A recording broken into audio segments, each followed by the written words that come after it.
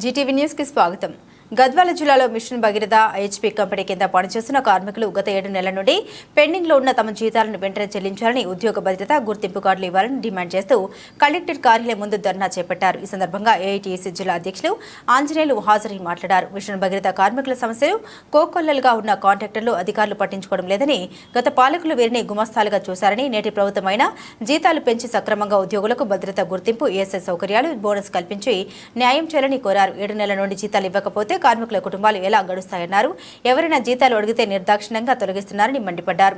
జిల్లా అధికారులు పట్టించుకోవడం లేదన్నారు। కాంట్రాక్టర్ బెదిరింపులకు గురి చేస్తున్నారన్నారు।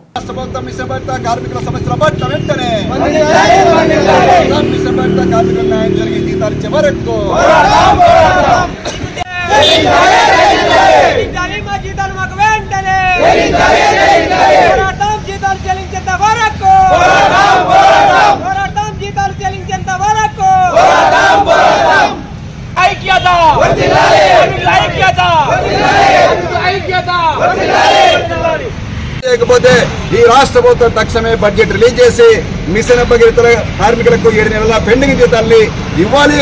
అట్లాగే వాళ్ళకు కార్మిక చట్టం ప్రకారం ఏవైతే వర్తించాలో వాటినన్నింటినీ కూడా తక్షణం వర్తించాలి। వాళ్ళు మాట్లాడడానికి, సంఘం పెట్టుకోవడానికి కూడా అవకాశాలు లేకుండా చేసే వాళ్ళపై చర్యలు తీసుకోవాలని చెప్పేసి ఈ సందర్భంగా ఈ రోజు కార్మికులందరూ కలిసి పెద్ద ఎత్తున మాకు జీతాలు లేవు, మేము రోడ్డున పడతా ఉన్నాము, అనేక ప్రాంతాల్లో కొంతమంది సూసైడ్ చేసుకొని చనిపోయిన సందర్భం ఉంది, మాకు జీతాలు లేవు, మాకు ఉద్యోగ భద్రత లేదు, ఇంటికాడ మా భార్య పిల్లలు మరి కొడతా ఉన్నారు, ఇబ్బంది పడతా ఉన్నారని చెప్పేసి సూసైడ్ చేసుకుంటే కూడా వాళ్ళకి నష్ట పరిహారం కూడా ఇవ్వలేని పరిస్థితిలో ఆ మిషన్ భగీరథ కాంట్రాక్టర్లు అధికారులు ఉన్నారంటే ఎంత సిగ్గుచేటో।